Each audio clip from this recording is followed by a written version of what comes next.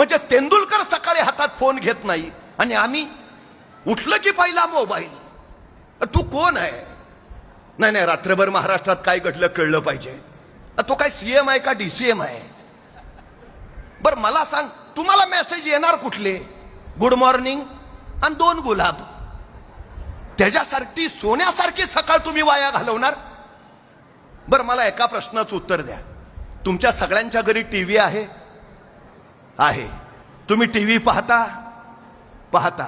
मला सांगा, तुम्ही टीव्हीवर कधी ऑडी गाडीची जाहिरात बघितली आहे का?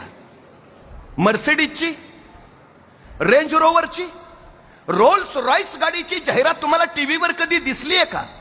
नाही, दिसणारच नाही.